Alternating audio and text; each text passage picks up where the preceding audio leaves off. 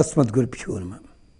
భగవద్బంధువులారా, ఎప్పుడైతే నూతన ఆవిష్కారాలు వచ్చాయో, గణక యంత్రాలు, కంప్యూటర్లు, అలాగే చరవాణులు, సెల్ ఫోన్స్, వాటికి సంబంధించి కొత్తవి రాగానే ఈ 16-17 సంవత్సరాల లోపల ఎక్కువ మంది పిల్లల్లో చాలా అత్యుత్సాహంగా తమ తెలివితేటలు ప్రదర్శించే అవకాశం గొప్పగా ఉంటుంది. దీన్ని ఏమంటారు ఆంగ్ల పరిభాషలోను?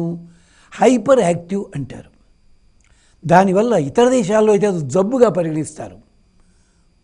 మన దేశంలో అయితే వాడికి ఉన్న ప్రత్యేకత, వాడు గొప్పవాడు అని అనుకుంటారు. కానీ దానివల్ల వాళ్ళకి వయసు గడుస్తున్న కొద్దీ వాళ్ళకి చదువు సంఖ్యలు అంటకుండా పోతాయి. తర్వాత వాళ్ళు విచ్చలవిడిగా ప్రవర్తన చేస్తారు.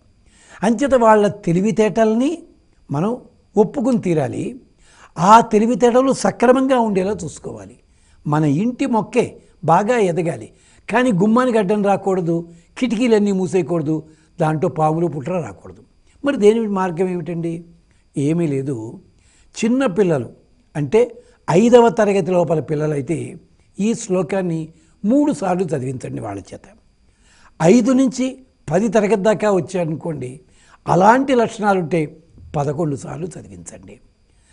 ఇది చెయ్యగలిగితే వాళ్ళ చేత వాళ్ళల్లో ఉన్న తెలివితేటలు సక్రమమైన మార్గంలోకి ఎడతాయి.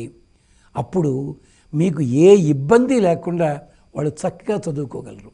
అంటే వాళ్ళ తెలివితేటలు సరిగ్గా ప్రదర్శించగలుగుతారు. ఇప్పటి రోజుల్లో అదే జరుగుతోంది ప్రమాదం. చిన్న వయసులోనే గొప్ప తెలివితేటలు వస్తాయి. వాళ్ళు 10 ఏళ్ల లోపల 17వ ఏట వచ్చేసరికి వాడు ఎక్కడున్నాడో కనిపించటం లేదు.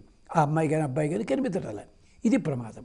అంచేత పెద్దలైన వాళ్ళకి, తల్లిదండ్రులకి ఒక సూచన ఇది మారుతస్య ఆత్మజః శ్రీమాన్ హనుమాన్ నామ వీర్యవాన్ వజ్ర సంహననోపేతః వైనతేయ సమోజవే. హనుమంతుడిలో ఎక్కడా లోపం లేదు.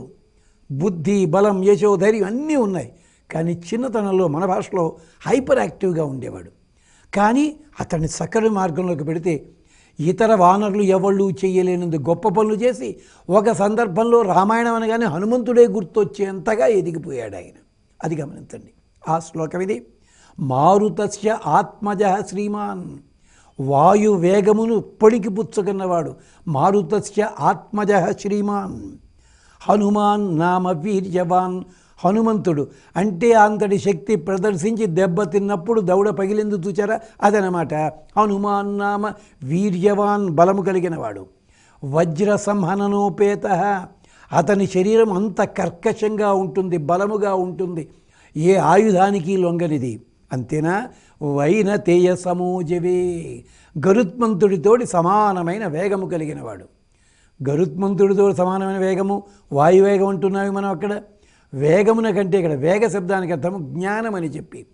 గరుత్మంతుడు సాక్షాత్తుగా వేదపురుషుడు. 3 వేదములు కూడా సుపర్ణోసి గరుత్మాన్ అని చెప్పి ఆయన మొత్తం వేదంలో ఉన్న భాగములన్నీ గరుత్మంతుడు అయ్యాడు. అలాగా అంతటి వేగములో అంటే అంతటి జ్ఞానములో కూడా గరుత్మంతుని వంటివాడు. మారుతస్య ఆత్మజః శ్రీమాన్, శ్రీమంతుడు. నిజమే, ఈ తెలివితేటలు క్షేమాన్ని కలిగిస్తాయి. ఇది చదివించండి పిల్లల చేత.